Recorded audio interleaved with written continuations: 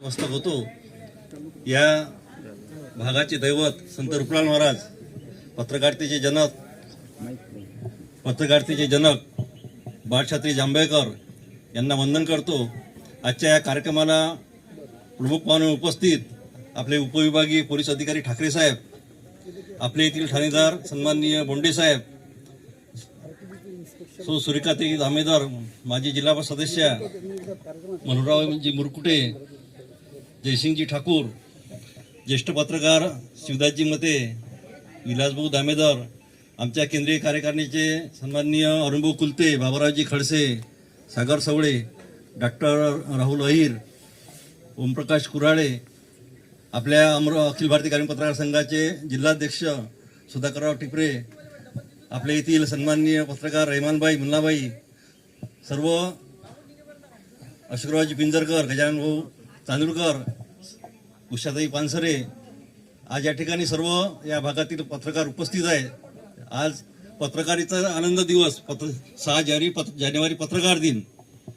सन्माननीय सर्वांनी आपल्या या मनोगतात सांगितलं पत्रकार दिन कशासाठी साजरा केला जातो आणि आपल्या या कार्यक्रमाचे ज्यांनी या कार्यक्रमाची दखल घेतली ते मुजीबभाई, कारण पत्रकार दिन कशाकरता साजरा केला जातो आणि पत्रकारितेचं महत्त्व काय आहे ते त्यांनी जाणलं आणि आज या कार्यक्रमाचे ते सन्माननीय आयोजक आहेत।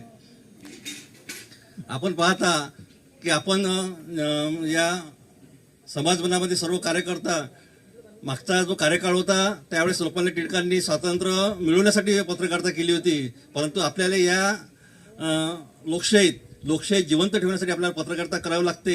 कधी आपल्याला पोलीस विभागासाठी आपलं भांडण होते, तर कधी महसूल विभागाचे भांडण होते, तर कधी शासन व्यवस्थेत जे विभाग आहेत त्यांचेच भांडण होते।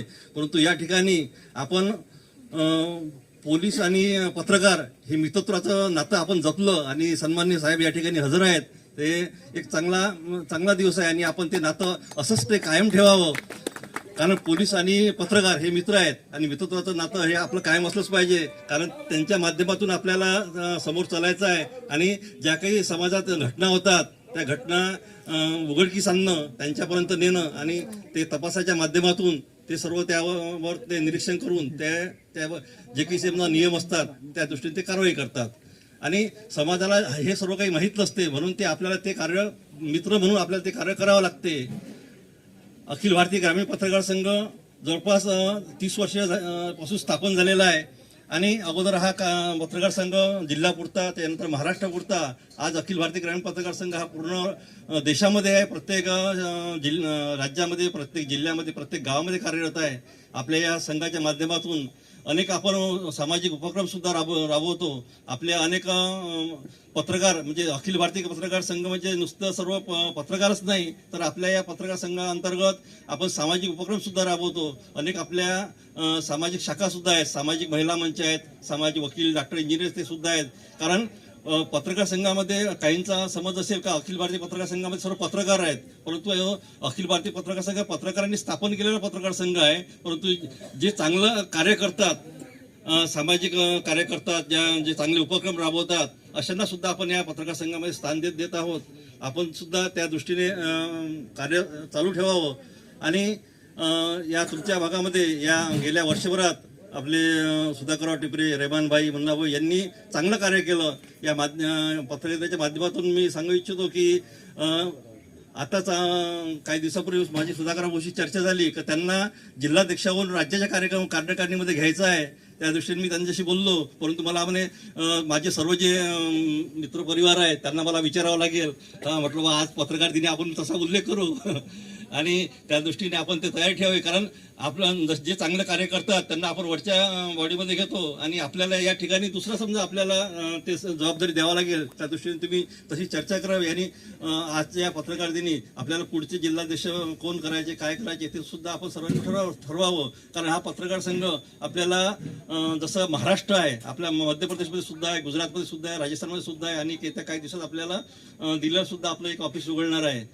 आपल्या ज्या मागण्या आहेत, ज्या प्रकारे आपण समाजाकरता झगडतो, परंतु पत्रकाराच्या सुद्धा मागण्या असतात साहेब, कारण पत्रकारितेला कोणताही असा शासकीय आधार नाही आहे आणि समाजामध्ये असं वाटतं की पत्रकारांना मानधन मिळते, परंतु काही मानधन मिळत नाही। ते फक्त ते काही जाहिरातीच्यावर सर्व असते। आजकाल सर्व वृत्तपत्र हे कमर्शियल झालेले आहेत आणि जाहिरातचं प्रत्येकाला दिवाळीचं नवीन वर्षाचं टार्गेट दिलं जाते. ते टार्गेट नाही पाळलं तर ते पत्रकारांना त्यांना ते जबाबदारी काढून टाकलं, ते दुसरं पत्र वार्ता त्या ठिकाणी नेमला जातो. म्हणून आपला शासनाची 30 वर्षापासून जो एक मागण्याच्या बाबतीत आपला लढा चालू आहे, त्या लढ्याला आपण मार्च किंवा एप्रिलमध्ये आपण आझाद मैदानावर आपण धरणे देणार आहोत. पूर्ण महाराष्ट्रातील इतरही राज्यातील आपले पत्रकार बांधव एकत्रित करून त्या ठिकाणी आपल्याला एक चांगला लढा द्यायचा आहे. त्या दृष्टीने आपला या माननीय मुख्यमंत्री फडणवीस साहेब यांच्याशी मागच्या 5 वर्षापासून आपला पत्रव्यवहार चालू होता, अगोदर चालू होता. परंतु त्यांनी वृत्तपत्र पत्रकाराकरता ते प्रिंट मीडिया असो की इलेक्ट्रॉनिक मीडिया असो त्याकरता एक महामंडळ स्थापन करण्याची त्यांनी घोषणा केली होती. त्याच्यानंतर जे वृत्तपत्र वाटप करतात, वृत्तपत्र विक्रेता